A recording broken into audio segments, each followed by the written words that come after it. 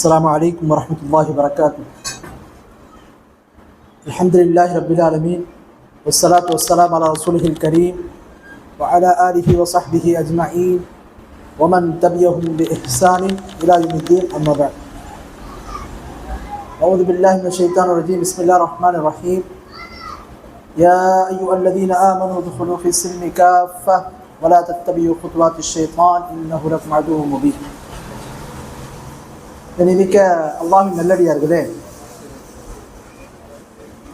அல்லாஹ் தஆலா அல் குர்ஆன்ல சூரத்துல் பக்கரா 2வது அத்தியாயத்தில்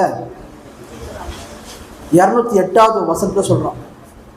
யா அய்யுஹல்லதீன ஆமனு, ஈமான் கொண்ட மக்களே, உதுகுலு ஃபிஸ்ஸில்மி காஃபா, இஸ்லாமிய மார்க்கத்தில் நீங்கள் முழுமையாக நுழைந்து விடுங்கள். அல்லாஹ் இந்த வசனத்தில் சொல்கிறான், ஈமான் கொண்ட மக்களே, நீங்கள் இஸ்லாமிய மார்க்கத்தில் முழுமையாக நுழைந்து விடுங்கள். வலா தத்தபியு குதுவாத்தி ஷைத்தான், ஷைத்தானுடைய அடிச்சுவடுகளை நீங்கள் பின்பற்றாதீர்கள்.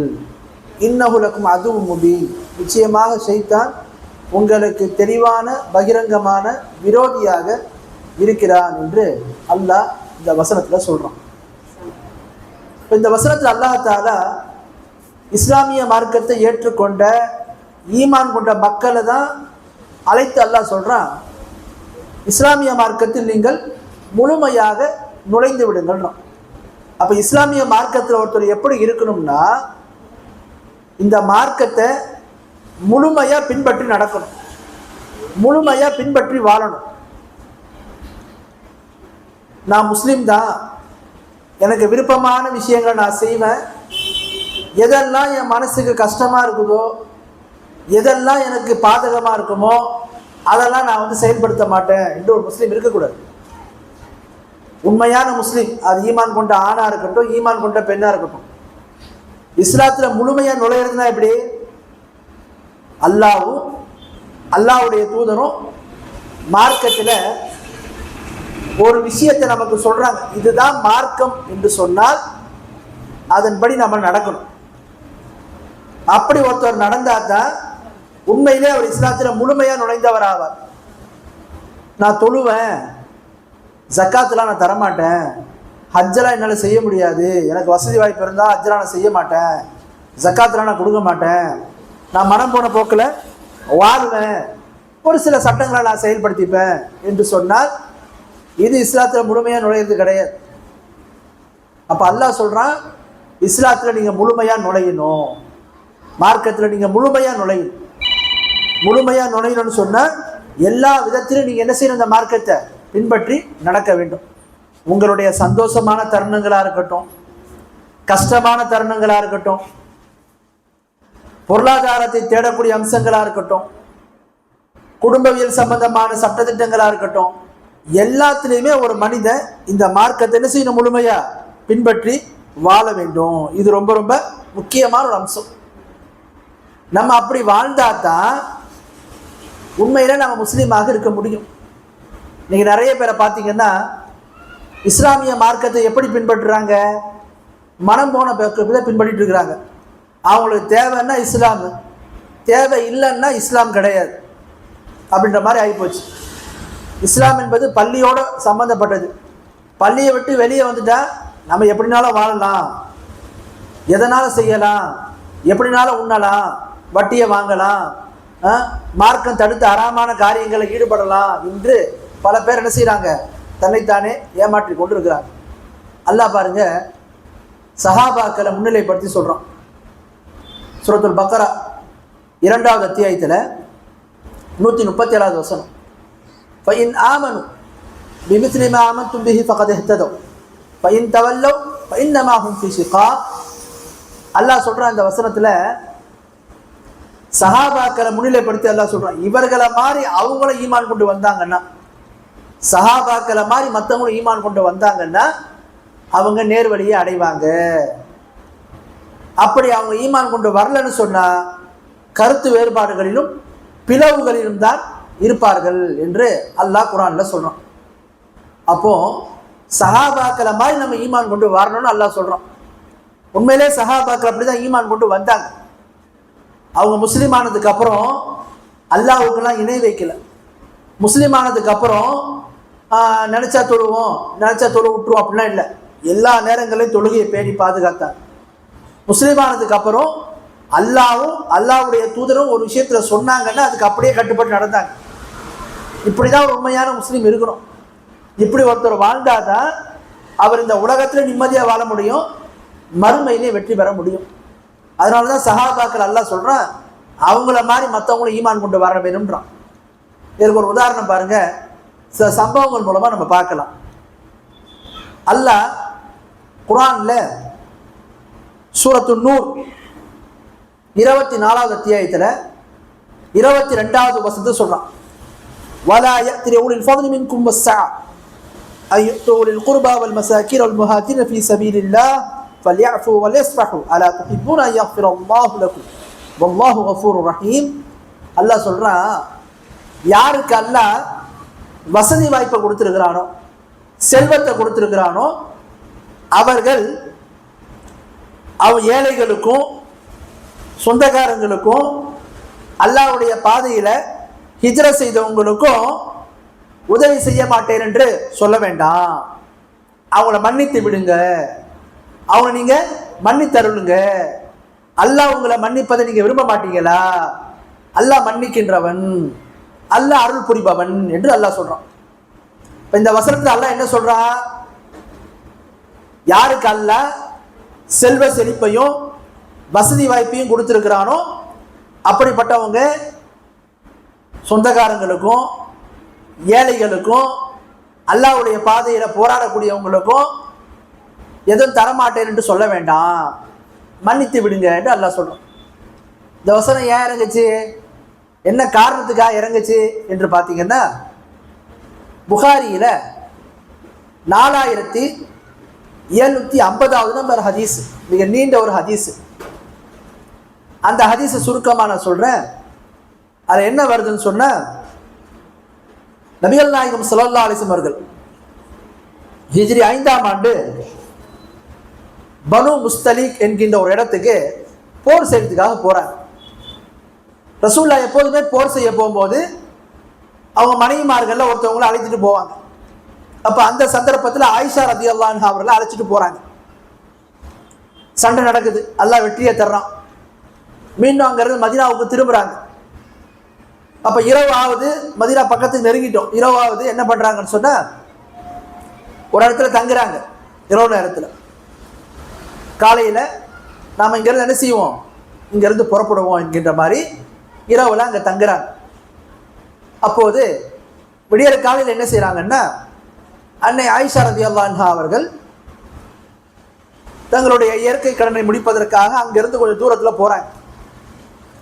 போய்விட்டு திரும்பி வரும்போது என்ன செய்யறாங்க, அவங்க கழுத்து அணிஞ்சிருந்த மாலை, ஒரு நெக்லஸ் மாதிரி ஒன்று அணிஞ்சிருந்தாங்க, அது அறுபட்டு விழுந்துடுச்சு. அது பார்க்குறாங்க, காணலை. அப்போ அதை தேடி கண்டுபிடிக்கிறதுக்காக வேண்டி என்ன செய்யறாங்க, துளாவிட்டு இருக்கிறாங்க. இதுக்கடையில் என்னாச்சு, அல்லாஹ்வுடைய தூதர் ஸல்லல்லாஹு அலைஹி வஸல்லம் அவர்களும் சஹாபாக்களும் அந்த இடத்துல என்ன பண்றாங்கன்னு சொன்னா, அங்கிருந்து புறப்படுறதுக்கு ஆயத்தமாகறாங்க, தயாராகிறாங்க, அங்கிருந்து புறப்படணும் அப்படின்னு.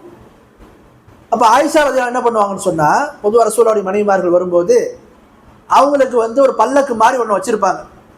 அதில் அவங்க உட்காந்துக்கிடுவாங்க. அதை என்ன செய்வாங்க, அந்த பல்லக்கை தூக்கி ஒட்டகத்து மேலே அது மேலே வைப்பாங்க. அப்போ ஆயிஷா ரலியல்லாஹு அன்ஹா அவர்கள் குறைந்த வயதுடையவங்களாக இருந்தாங்க, மெல்லிய தேகமுடையவங்களாக இருந்தாங்க. அதனால அவங்க உள்ள இருக்கிறாங்களா இல்லையானே தெரியல. என்ன பண்றாங்க, அதில் உள்ளவங்க இருக்கிறாங்கன்னு நினைத்து கொண்டு அந்த பல்லக்கை என்ன செய்யறாங்க, எடுத்து தூக்கி ஒட்டகத்து மேலே வச்சுட்டு போயிடுறாங்க. ஆயிஷா இருக்கிறாங்க அப்படின்ற மாதிரி. போனதுக்கு அப்புறம் ஆயிஷா ரலியல்லாஹு அப்பதான் அந்த இடத்துக்கு வர்றாங்க. இது கதை இல்லை, புகாரில் வரக்கூடிய ஹதீஸ். அந்த இடத்துக்கு பார்த்தா சஹாபாக்களும் ரசூலுல்லாஹ் அங்கிருந்து புறப்பட்டு போயிட்டு இருக்காங்க. என்ன பண்றாங்க, ஒரு மரத்து கீழே அப்படியே உட்காந்துட்டு சாஞ்சி அப்படியே படுத்துடுறாங்க. அல்லாஹ்வுடைய தூதருடைய ஒரு பழக்கம் என்னன்னு சொன்னா, ஒரு இடத்துல தங்கி விட்டு அந்த இடத்த விட்டு போகும்போது என்ன செய்வாங்க, கொஞ்ச தூரம் போனதுக்கு அப்புறம் யாராவது ஒரு சஹாபி அனுப்பி நம்ம எதையாவது தவற விட்டு வந்திருக்குமா பார்த்துட்டு வாங்கன்னு அனுப்பி விடுவாங்க. அப்போ இந்த இதில் அனுப்பி விடுறாங்க. சஃப்வான் பின் முஅத்தல் என்ற ஒரு சஹாபி. இந்த சஹாபி வர்றாங்க. தூரத்துல இருந்து ஆயிஷா ரலியல்லாஹு அன்ஹா அவர்களை அவங்க பார்க்குறாங்க. பர்தாவுடைய சட்டம் அருளப்படுறதுக்கு முன்னாடி அவங்க என்ன பண்ணாங்கன்னு சொன்னா ஆயிஷா ரலியல்லாஹு பார்த்துருக்குறாங்க. இப்போ பர்தாவுடைய சட்டம் அருளப்பட்டதுக்கு அப்புறம் உள்ள சம்பவம் இது. என்ன பண்ணுறாங்க, தூரத்தில் ஆயிஷா ரலியல்லாஹு படுத்திருக்கும் போது காற்று காரத்தினால காற்று வந்து என்ன செய்யுது, அவங்களுடைய முகத்தில் மறைச்சிருந்த துணியை வந்து அகற்றிடுது, முகம் தெரியுது. தூரத்துலேருந்து பார்க்குறாங்க, சலாம் கூட பண்ணலை, வெறுமனை துன்பத்தில் ஓதக்கூடிய அந்த துவா இன்னா லில்லாஹி வ இன்னா இலைஹி ராஜிஊன்றது சத்தமாக ஓதுறாங்க. இதை ஓதுன மாத்திரத்திலேயே ஆயிஷா ரலியல்லாஹு அன்ஹா செய்கிறாங்க, அங்கேருந்து கண் விழித்துடுறாங்க, பார்த்துடுறாங்க, உடனே தன்னுடைய முகத்தை மறைக்கிறாங்க. இப்போ என்ன விளங்குன்னு சொன்னால், ஹிஜாப் என்பது பெண்கள் முகத்தை மறைக்கணும், அதுதான் இந்த சம்பவத்துன்னு பார்க்குறோம். அப்போ என்ன பண்ணுறாங்க, மறைச்சதுக்கப்புறம் அந்த சஃப்வான் முஅத்தல் என்ற சஹாபி என்ன பண்ணுறாங்க, அவங்க கொண்டு வந்த ஒட்டகத்தை அவங்க கூட அதில் ஏறாமல் ஆயிஷா ரலியல்லாஹு அன்ஹா அவர்களை அதில் உட்கார வைத்து விட்டு அவங்க நடந்தே வர்றாங்க. இப்படியாக நடந்து வரும்போது ரசூலுல்லாஹ்வுடைய படை மதீனாவுக்குள்ளே என்ட்ராக போது வந்து சேர்ந்துடுறாங்க. இதை முனாஃபிக்குகள்லாம் பார்த்துடுறாங்க. அவங்களுடைய வாய்க்கு அவள் கிடச்ச மாதிரி ஆயிஷா ரலியல்லாஹு அன்ஹா மீது அவதூறுகளையும் என்ன செய்கிறாங்க, அவதூறு விஷயங்களை சொல்கிறாங்க. இந்த மாதிரி தவறு நடந்திருக்குது என்ற மாதிரி சொல்கிறாங்க. இதில் என்ன ஆச்சுன்னு சொன்னால், இந்த முனாஃபிக்குகளுடைய இந்த சூழ்ச்சியில் அவங்களுடைய அவதூறுகளில் தெரியாமல் சில பேர் என்ன பண்ணுறாங்க, சஹாபாக்கள் 2 பேரும் ஒரு சஹாபியா பெண்மணியும் இந்த சம்பவத்தை என்ன பண்ணுறாங்கன்னா உண்மை நம்பிடுறாங்க. இது ஒரு தவறு நடந்திருக்குமோ என்கின்ற மாதிரி நம்பிடுறாங்க. ஒருத்தவங்க யார், ஹஸ்ஸான் இப்னு சாபித். இன்னொரு சஹாபி யாரு, மிஸ்தா இப்னு அத்தாசா. ஒரு சஹாபியா பெண்மணி, அவங்க யாரு, ஹம்னா பின்த் ஜஹ்ஷ் ரலியல்லாஹு அன்ஹா. இவங்க யாரு, ஸைனப் பின்த் ஜஹ்ஷ் ரலியல்லாஹு தங்கச்சி. இப்போ இந்த 3 பேருமே இந்த இதை வந்து ஏதோ தப்பு நடந்திருக்கு என்ற மாதிரி அவங்களும் வந்து முனாஃபிக்குடைய சூழ்ச்சி தெரியாமல் இந்த அவதூறை உண்மை நம்பிடுறாங்க. பிறகு அல்லாஹ் தஆலா ஆயிஷா ரலியல்லாஹு அன்ஹா அவர்கள் பரிசுத்தமானவங்க, கற்பு கரசி, அவங்க மீது சொல்லப்பட்டது அவதூறு என்று சூரத்து நூர் 24வது அத்தியாயத்தில் 10 வசனங்கள் எல்லாம் இறக்குறான் அவங்களுடைய அந்த பரிசுத்தன்மையை நிரூபிச்சு. இப்போ என்ன ஆகுது, அபூபக்கர் சித்திக் ரலியல்லாஹு அன்ஹு அவர்கள் என்ன பண்றாங்கன்னு சொன்னா, தன்னுடைய மகள் மீது அவதூறு சொன்னாங்கல்ல முனாஃபிக்குகள், அவர்களை தவிர்த்து சஹாபாக்கள்ல ஒருத்தவங்க, அவங்க பேர் என்ன, மிஸ்தா இப்னு அசாசா. இந்த மிஸ்தா இப்னு அசாசா யாருன்னு சொன்னா, அபூபக்கர் சித்திக் ரலியல்லாஹு அன்ஹுடைய சாட்சி மகன், சின்னமா பையன், தம்பி அவருக்கு, ஒன்னோட தம்பி அவர். அவரும் இந்த குற்றச்சாட்டை உண்மை நம்பி மக்கள் மத்தியில் இந்த அவதூறை சொல்லிடுறாப்புல. அப்போ என்ன பண்ணுறாங்க, அபூபக்கர் சித்திக் ரலியல்லாஹு அன்ஹு அவர்கள் என்னுடைய குடும்பத்தார்கள் மீதே இப்படி ஒரு அவதூறை நீங்கள் சொல்லிட்டீங்களே என்று என்ன பண்ணுறாங்க, இனிமே தன்னுடைய சகோதரனுக்கு, ஒன்று விட்ட சகோதரனுக்கு, சாட்சி மகனுக்கு இதுக்கப்புறம் நான் எந்த ஒரு உதவியும் செய்ய மாட்டேன் என்று சத்தியம் பண்ணிடுறாங்க. ஏன்னா அவங்க ஏழ்மையில் இருந்தாங்க. அல்லாஹ் அபூபக்கர் சித்திக் ரலியல்லாஹு அன்ஹுக்கு செல்வத்தை கொடுத்துருந்தான், வசதி வாய்ப்பை கொடுத்துருந்தான். அந்த மிஸ்தா இப்னு அசாசான்ற சஹாபி தான் பத்ர் போர்க்களத்தில் கலந்து கொண்ட சஹாபி.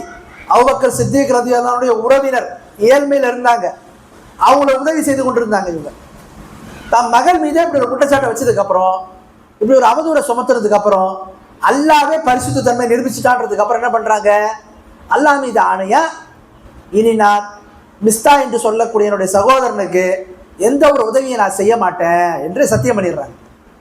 வாஸ்தவம் தானே, நம்ம என்னதான் இருந்தாலும் நம்முடைய குடும்பத்தவர்கள் மீது ஒருத்தவங்க வந்து அவதூறு சொல்கிறான்னு சொன்னால் அதை நம்மளால் தாங்க முடியாது. அந்த அடிப்படையில் என்ன, இனி உதவ மாட்டேன்னு சொல்லிட்டு சொன்னாங்க. அப்போ அல்லாஹ் குர்ஆன் வசனத்தை இறக்குறான். என்ன இறக்குறான், வசதி படைத்தவங்க, செல்வ செழிப்புற உள்ளவங்க, ஏழைகளுக்கும் அதே மாதிரி வந்து அல்லாஹ்வுடைய பாதையில் போராடினவங்களுக்கும் இது மாதிரி வந்து உதவி செய்ய மாட்டேன்னு சொல்ல வேண்டாம், அவங்கள மன்னிச்சு விட்டுருங்க, அவங்களுடைய பிழை நீங்கள் கண்டுக்கிடாதீங்க, அல்லாஹ் அவங்கள மன்னிக்கிறது நீங்கள் விரும்ப மாட்டீங்களா என்று அல்லாஹ் கேட்குறான். இந்த வசனம் இறங்கின உடனே அபூபக்கர் சித்திக் ரலியல்லாஹு அன்ஹு என்ன சொல்லலை, ஆஹா இது என் குடும்ப விஷயம், என் மகன் மீதே அப்படி சொல்லிட்டாங்கன்னா இதுக்கு அப்புறம் நான் இந்த உதவி செய்ய முடியாது அப்படி சொல்ல. அல்லாவே இப்படி சொல்கிறானா, அப்போ நான் என்ன செய்கிறேன், நான் எப்படி முன்னாடி அவருக்கு உதவிகளை செய்து கொண்டிருந்தேனோ அது மாதிரி இப்பவும் செய்வேன் என்று உதவிகளை தொடர்ந்து செய்ய ஆரம்பிக்கிறாங்க. அப்போ இந்த சம்பவத்தை நமக்கு என்ன படிப்பினை அப்படின்னு நீங்கள் பார்த்தீங்கன்னு சொன்னால், சஹாபாக்கள் குறிப்பாக அபூபக்கர் சித்திக் இந்த சம்பவத்தை நமக்கு என்ன விளங்குதுன்னா, அவர்கள் மார்க்கம்னு ஒரு சட்டம் வந்துட்டுன்னா, அல்லாஹ்வுடைய தூதரும் ஒரு விஷயத்த சொல்லிட்டாங்கன்னு சொன்னால் அந்த இடத்துல எதை பார்க்க மாட்டாங்க, இது தனக்கு சாதகமாக இருக்குதா பாதகமாக இருக்குதா, இவங்க என்ன சொல்லுவாங்க அவங்க என்ன சொல்லுவாங்க, அவங்க கோவிச்சுக்காங்களோ இவங்க கோபித்து கொள்வாங்களோ அப்படிலாம் பார்க்கல. மார்க்கம் இதுதானா, அல்லாஹ் இதுதான் கட்டளையாக சொல்கிறானா, அல்லாஹ்வுடைய தூதர் இதுதான் சொல்கிறாங்களா என்று என்ன செய்தாங்க, உடனே அது கட்டுப்பட்டு நடந்தாங்க. இப்படித்தான் ஒரு முஸ்லீம் இருக்க வேண்டும். ஆனால் நாம் எப்படி இருக்கிறோம், மார்க்க சட்டங்கள்னு வரும்போது நமக்கு சாதகமாக இருக்குது, நமக்கு இது லாபமாக இருக்குது, இது இலகுவாக இருக்குது, இதில் பிரச்சனை இல்லை என்றால் பின்பற்றிடுவோம், அதை நம்ம செயல்படுத்திடுவோம். மார்க்க சட்டங்களில் நமக்கு சில விஷயங்கள் பாதகமாக இருக்குது, இதில் நம்ம செயல்படுத்தினா நமக்கு எந்த ஒரு லாபமும் இல்லை அப்படின்ற மாதிரி நம்ம நினச்சா என்ன பண்ணுறோம், அதை நம்ம அப்படியே தவிர்த்துக்கிட்டு சாக்கு போக்கு சொல்லி அதை விட்டுட்டு போயிடுவோம். இருக்கக்கூடாது. ஒரு உண்மையான முஸ்லீம்னா என்ன, இஸ்லாமிய மார்க்கத்தில் முஸ்லீம்ன்ற வார்த்தையை நம்ம சொல்கிறோம்ல, அதுக்கு என்ன அர்த்தம்னா, ஒட்டகத்தில் கடிவாளம் பொருந்திய ஒட்டகத்துக்கு தான் முஸ்லீம்னு சொல்லுவாங்க. கடிவாளம் பொருந்திய ஒட்டகம் எஜமானுடைய அந்த செயல்களுக்கு அவனுடைய விருப்பத்தை கட்டுப்பட்டு நடக்கும். அது மாதிரி தான் நம்ம இருக்கணும். எனக்கு தேவைன்னா மார்க்கம், எனக்கு தேவையில்லைன்னா மார்க்கம் இல்லை அப்படிலாம் இல்லை. மார்க்கத்தை ஒரு மனிதன் எல்லா நிலைகளையும் பின்பற்றணும். இந்த மார்க்கம் எளிமையானது, எல்லா இடத்துக்கும் செயல்படுத்துவதற்கு பொருத்தமானது. இதில் தான் ஒரு மனிதனுடைய மறுமை வெற்றி இருக்குது, இதில் தான் ஒரு மனிதனுடைய இன்மை வாழ்க்கையினுடைய வெற்றி இருக்குது. அப்போ இந்த மார்க்கத்தில் ரொம்ப ரொம்ப கவனமாக இருக்கும். பாருங்கள், இன்னொரு சம்பவம் கூட சொல்கிறேன் பாருங்க. உமர் ரலியல்லாஹு அன்ஹு அவர்கள் அவங்க என்ன பண்ணுறாங்க, புகார் வரக்கூடிய ஹதீஸ், நபிகள் நாயகம் ஸல்லல்லாஹு அலைஹி வஸல்லம் அவர்கள் மரணிச்சிடுறாங்க. மரணிச்சிட்டதுக்கு அப்புறம், மௌத்தானதுக்கு அப்புறம் மக்கள் பேசிக்கிறாங்க, ரசூலா மரணிச்சிட்டாங்க. உமர் ரலியல்லாஹு அன்ஹு வர்றாங்க, வந்து ரசூலா பார்த்துட்டு சொல்கிறாங்க, யாராவது அல்லாஹ்வுடைய தூதர் மரணித்து விட்டார்னு சொன்னால் அவருடைய தலையை கொய்துடுவேன், தலையை எடுத்துடுவேன், சாவடிச்சிடுவேன்றார், கொண்டுடுவேன்றார். ஏன், ரசூல்லாவுக்கு மரணமே வராது, ரசூல்லா மரணத்துக்கு அப்பாற்பட்டவங்க அப்படின்றதுக்காக சொல்ல. ஏன் சொன்னாங்கன்னா, நீங்கள் ரசூல்லாவுடைய வாழ்க்கை வரலாறு படித்து பார்த்தா உங்களுக்கு தெரியும். ரசூல்லா தன்னுடைய அந்த மரண தருவாயில் கடுமையான நோய்வாய்ப்பட்டாங்க. பல நேரங்களில் மயக்கமடைந்தார்கள், பிறகு விழித்தார்கள். இதை பார்த்த உமர் ரலியல்லாஹு என்ன விளங்குறாங்கன்னு சொன்னால், ரசூல்லா வந்து மயக்கத்தில் தான் இருக்கிறாங்க, அவங்கள மரணமே வராதுன்னா சொல்ல. இப்போ மரணிக்கல, மயக்கத்தில் இருக்கிறாங்க. இதுக்கு முன்னாடி மயக்கத்தில் தான் இருந்தாங்க, இப்பவும் மயக்கத்தில் தான் இருக்காங்க. அதனால் யாரும் மாதிரி மரணிச்சுட்டுனா சொல்லாதீங்க அப்படின்ற மாதிரி சொல்கிறாங்க. இப்போ இந்த சந்தர்ப்பத்தில் பாருங்கள், அபூபக்கர் சித்திக் ரலியல்லாஹு அன்ஹு அவர்கள் குர்ஆனில் ஒரு வசனத்தை ஓதி காட்டுறாங்க. என்ன வசனம், அந்த வசனத்தை ஓதுறதுக்கு முன்னாடி சொல்கிறாங்க, மன் கான யாபுது முஹம்மது இன்ன முஹம்மதன் கத் மாத் வ மன் கான யாபுதுல்லாஹ் இன்னல்லாஹ் ஹய்யுல் லா யமூத். நிச்சயமாக முஹம்மது ஸல்லல்லாஹு அலைஹி வஸல்லம் அவர்கள் யாரெல்லாம் முஹம்மது ஸல்லல்லாஹு அலைஹி வஸல்லம் வணங்கி கொண்டிருந்தீரோ நன்றாக கேட்டுக்கொள்ளுங்கள், அவங்க வஃபாத் ஆயிட்டாங்க, அவங்க மௌத்தாயிட்டாங்க. நிச்சயமாக யாரெல்லாம் அல்லாஹ்வை வணங்கி கொண்டிருந்தீர்களோ அல்லாஹ் உயிரோடு இருக்கிறான், அவனுக்கு மரணம் என்பதே கிடையாது என்று என்ன செய்கிறாங்க சொல்லிட்டு குர்ஆனில் உள்ள ஒரு வசனத்தை ஓதி காட்டுறாங்க. என்ன வசனம், சூரத் ஆல் இம்ரான் 3வது அத்தியாயத்தில் 144வது வசனம். அந்த வசனத்தில் அல்லாஹ் சொல்கிறான், வமா முஹம்மதுன் இல்லா ரசூல் கத் ஹலத் மின் கப்லி ருசுல் அஃபஇன் மாத அவ் குதில இன்கலப்தும் அலா அகாபிக்கும் வமன் யன்கலிப் அலா அகிபைஹி ஃபலன் யதுர்ரல்லாஹ ஷைஆ ஃபஸயஜ்ஸியல்லாஹு ஷாக்கிரீன். அல்லாஹ் சொல்கிறான், முஹம்மத் ஸல்லல்லாஹு அலைஹி வஸல்லம் அவர்கள் அல்லாஹ்வுடைய தூதரே என்று வேறில்லை. அவங்களுக்கு முன்னாடியும் பல தூதர்கள் வந்தாங்க, வஃபாத் ஆகி போயிட்டாங்க. அது மாதிரி முஹம்மது ஸல்லல்லாஹு அலைஹி வஸல்லம் அவர்கள் மரணித்து விட்டாலோ அல்லது கொல்லப்பட்டாலோ நீங்கள் இந்த மார்க்கத்தில் குதிகால் வழியாக மீண்டும் இந்த மார்க்கத்தை விட்டு வெளியே போயிடுவீங்களா, முர்த்ததாகி போயிடுவீங்களா, மதம் மாறி போயிடுவீங்களா? அப்படி நீங்கள் செஞ்சீங்கன்னா அல்லாஹ்வுக்கு எந்த ஒரு இடரையோ தீங்கையோ உங்களால் ஏற்படுத்த முடியாது என்று அல்லாஹ் குர்ஆனில் ஒரு வசனத்தை இறக்குறான். இந்த வசனத்தை அபூபக்கர் சித்திக் ரலியல்லாஹு அன்ஹு ஓதுறாங்க மக்கள் மத்தியில். உமர் ரலியல்லாஹு அன்ஹு பாருங்க என்ன சொன்னாங்க, யாராவது ரசூலுல்லாஹ் மரணிச்சிட்டாங்கன்னு சொன்னா தலை எடுத்துடுவோம். அந்த உமர் ரலியல்லாஹு அன்ஹு குர்ஆன் இந்த வசனத்தை கேட்ட மாத்திரத்துல என்ன பண்றாங்கன்னா, என்ன சொல்றாங்க, அல்லாஹ் குர்ஆன்ல இப்படி சொல்றானா என்று சொல்லிவிட்டு சொல்றாங்க, ரசூலுல்லாஹ் மரணிச்சிட்டாங்கன்றது உறுதியாயிட்டு எனக்கு. இந்த வசனத்தை கேட்ட மாத்திரத்துல என்னுடைய உடல் சுமையை சுமப்பதற்கு என்னுடைய கால்களால் முடியல, எங்கே நான் மூர்ச்சை அடைந்து மயக்கம் அடைந்து விடுவேனோ என்று நான் அஞ்சினேன் என்று சொல்றாங்க. இப்ப என்ன விளங்குது, எவ்வளவு பெரிய சஹாபி உமர் ரலியல்லாஹு அன்ஹு. அதெல்லாம் இல்லை, நான் சொல்றது தான், அதெல்லாம் நான் மாத்திக்க முடியாது, நான் என் ஸ்டாண்ட்ல தான் இருப்பேன், அப்படிலாம் இல்லை. மார்க்கத்தில் ஒரு ஆதாரம் நமக்கு தெரியல, தவறாக நம்ம நடந்துட்டு இருந்தோம், விளங்காம செஞ்சுட்டு இருந்தோம், இப்படித்தான் மார்க்கு சொல்லுதுன்னா, நான் இவ்வளோ காலமான பண்ணிட்டு இருந்தேன், இவ்வளோ காலமால செஞ்சுட்டு இருந்தோம், எங்கள் வாப்பா இப்படிலாம் சொன்னாங்க, எங்கள் அம்மா இப்படிலாம் சொன்னாங்க, அப்படிலாம் இல்லை. மார்க்கத்தில் ஒரு விஷயம் சொல்லப்பட்டா இதுதான் குர்ஆன் இஸ்லாம், உடனே நம்ம அதுக்கேற்ற மாதிரி நம்மளை மாற்றிக்கணும். அதைத்தான் அல்லாஹ் குர்ஆன்ல சொல்கிறான், வமா கான லிமுஃமினின் வலா முஃமினத்தின் இதா கதல்லாஹு ரசூலுஹு அம்ரன் அன் யகுன லஹும் খিয়ারাতুন மின் அம்ரிஹிம் வமன் யஸில்லாஹ ரசூலஹு ஃபகத் ضل ضلالا முபீனா. 33வது அத்தியாயத்தில் 36வது வசனத்தை அல்லாஹ் தஆலா சொல்றான், முஃமினான ஆணுக்கும் எந்த ஒரு முஃமினான பெண்ணுக்கும் இந்த அதிகாரம் இல்லை. என்ன அதிகாரம் இல்லை, அல்லாஹ்வும் அல்லாஹ்வுடைய தூதரும் ஒரு காரியத்தில் முடிவு பண்ணிட்டாங்கன்னா அதில் மாற்று அபிப்பிராயம் தெரிவிப்பதற்கு முஃமினான ஆண்களுக்கோ முஃமினான பெண்களுக்கோ அதிகாரம் இல்லை. அல்லாஹ்வும் அல்லாஹ்வுடைய தூதரும் ஒரு காரியத்தில் முடிவு பண்ணிட்டாங்கன்னா அந்த காரியத்தில் மாற்று அபிப்பிராயம் கொள்வதற்கு முஃமினான ஆணுக்கோ முஃமினான பெண்ணுக்கோ அதிகாரம் கிடையாது. அப்போ இஸ்லாமிய மார்க்கத்தில் நம்ம எப்படி இருக்கணும், நம்முடைய எண்ணங்களை, நம்முடைய நோக்கங்களை, நம்முடைய செயல்பாடுகளை, நம்முடைய சிந்தனைகளை எல்லாவற்றையும் மார்க்க அடிப்படையில் மாற்றிக்கொள்ள வேண்டும்.